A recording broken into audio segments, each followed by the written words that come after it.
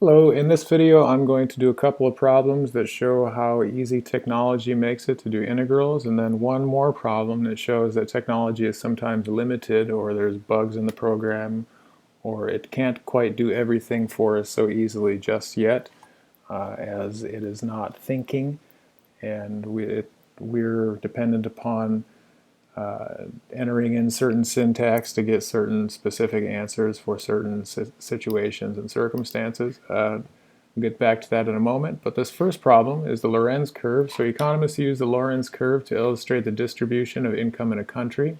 The curve y equals f of x represents the actual income distribution in the country. In this model, x represents percents of families in a country and y represents the total income.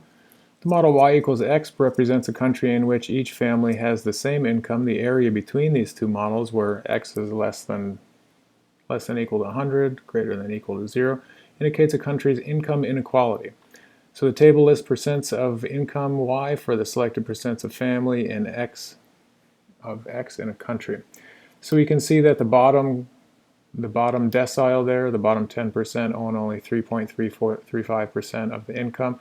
And income inequality is actually quite a bit less than wealth inequality, so this table doesn't even give a clear picture of the egalitarian or inegalitarian nature of this country. But we can see that the bottom 50% on the income scale in the country earn only 20% of the income. Top 10% of the earners earn 25% of the income, and even the top 30% earn 60% or more than 60% of the income. So this is fairly inegalitarian as far as income inequality goes, and then would be more so with capital gains and wealth inequality. So it says that we're supposed to find a quadratic model for the Lorenz curve. I've taken some time and entered those points into Geogebra already, and then all we have to do is take that list of points and ask Geogebra to do a fit poly for this list of points, L1, and then it's second order because we're working with quadratic. And we get, voila, a quadratic curve of best fit there. And so then it said that the perfectly egalitarian or perfectly equal country, which doesn't exist and will probably never exist, is represented by this line here, y equals x, where every decile or every family has an equal income. Of course, that would not only destroy the capitalist model, but it would probably provide a disincentive for innovation and things. So this is merely for theoretical purposes. In reality, income inequality serves some purpose, but extreme inequality can have its detriments in economics, as a lot of experts are saying these days. If you're interested, look at Thomas Piketty's Capital in the 21st Century and Capital and Ideology, written in the past 10 years on income inequality. Anyway, so we plotted the graph, and we want to find the integral. We're going to find the inequality between these two curves by integrating, and we do that by saying integral between f and g, integral between the function f and g, starting at the point j here and ending at the point k, the two intersection points, and we end up getting, I'm going to have to do that again. There we go. We end up getting 2,065, and so that is roughly $2,065, I assume, or whatever. It doesn't say what, actually we don't specify units, and so that's the approximate income inequality. This could be dollars. In the case that it's dollars, it's actually not great, but I'm not sure what exactly the units are. I believe this is probably a specialized economic unit, but it's not representing currency units.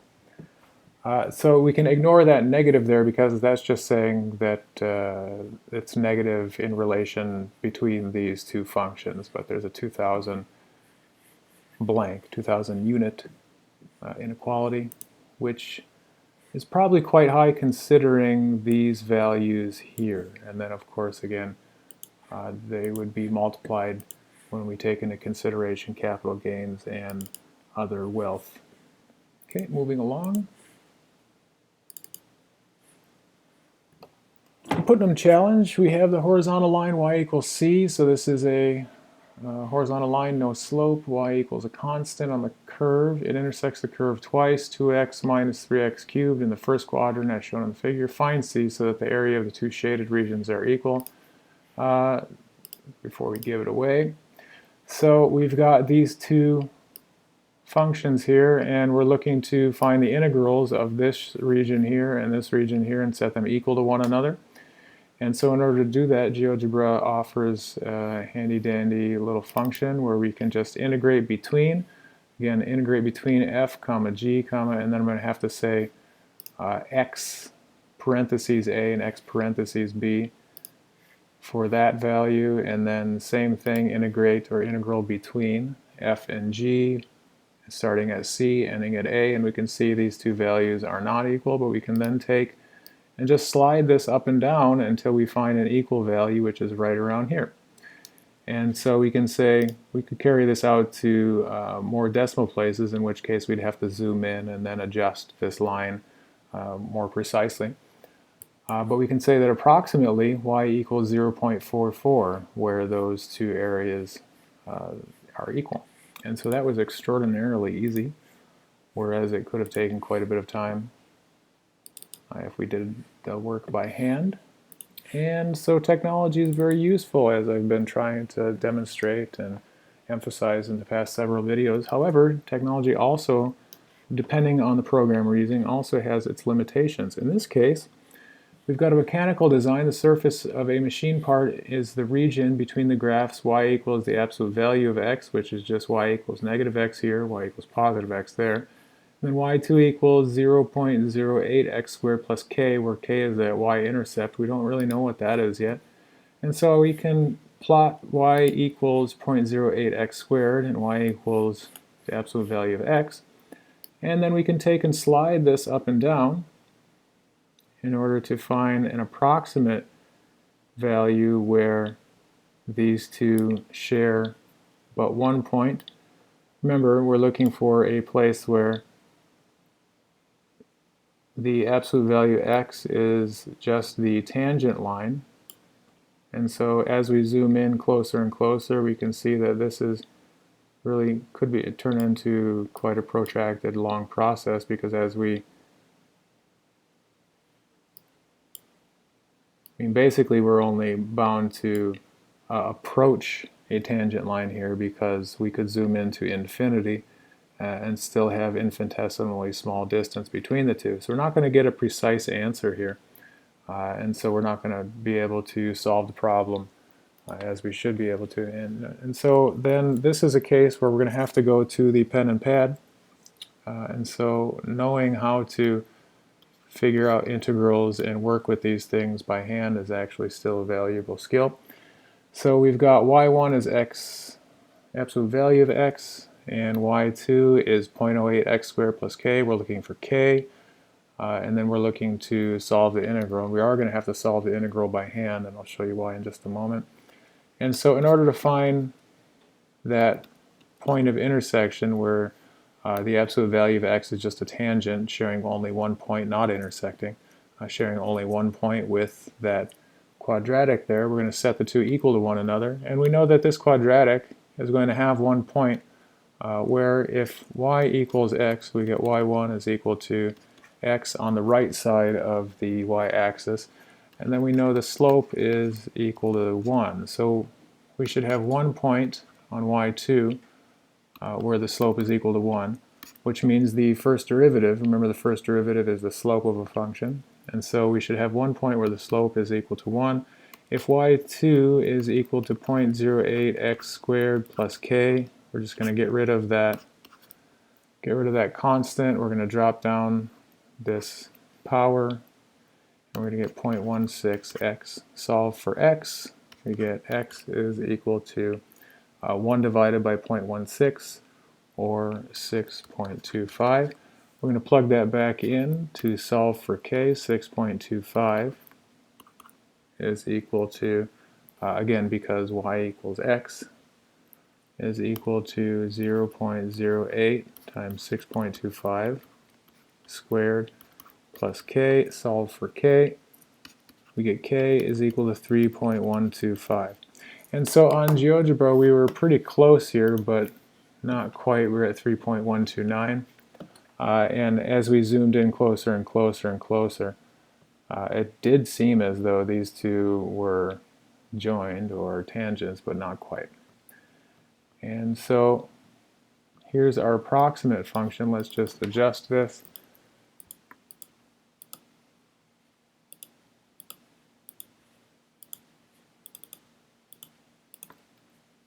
It doesn't want to do that. All right. I will write, Geogebra is unresponsive. I will have to open up a new one.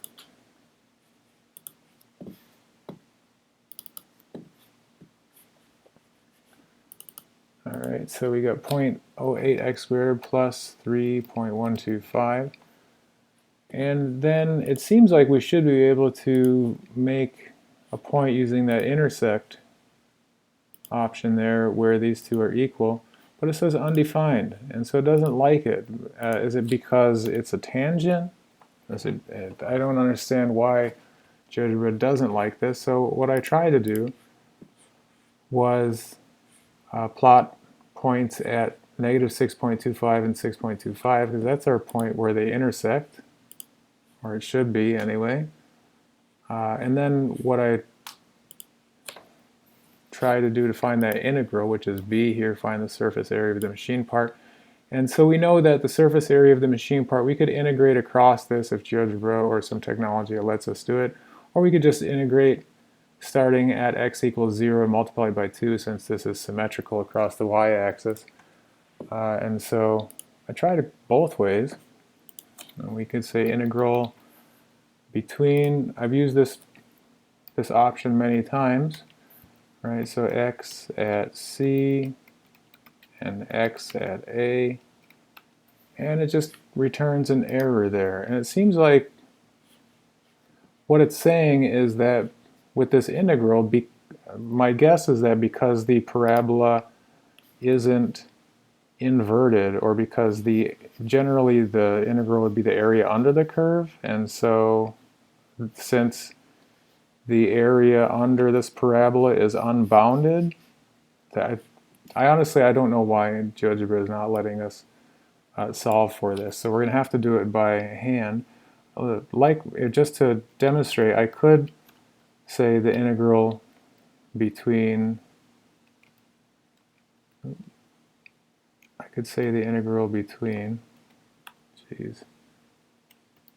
g and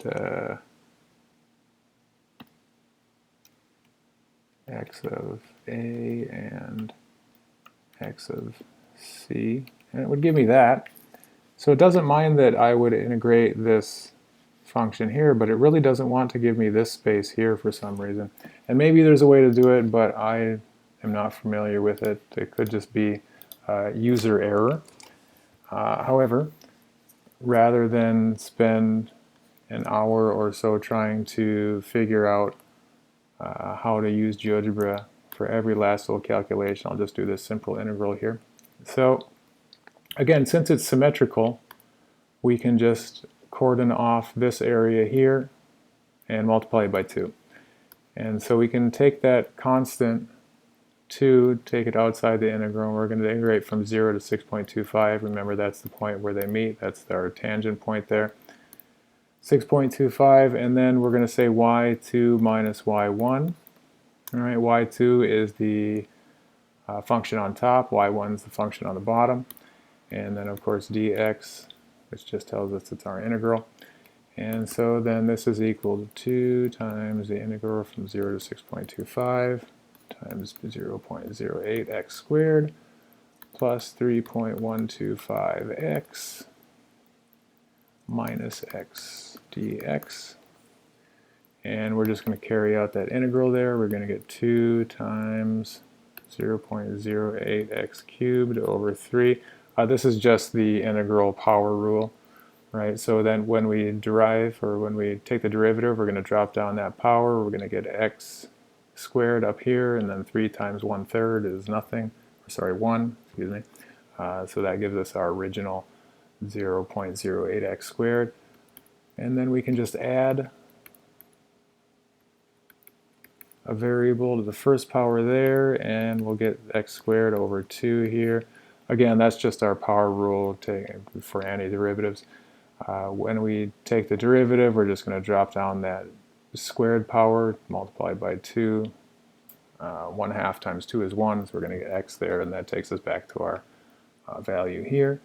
We're integrating over the interval 0 to 6.25, and so that's just math from there. Take 6.25, plug it in for x, take all that quantity, and then we're going to have 0 in the second quantity, so it's just 2 times substituting 6.25 in for all these x's. We get 2 times 6.5104 is equal, we're just going to say like that because we're rounding, 13.0208, and we don't have any units. And in this case, usually the GeoGebra and technology is much faster. In this case, it was actually more or less impossible to find the answer, or at least I'm not sure how to do it right now, and perhaps GeoGebra isn't structured such that it would be able to find this type of integral.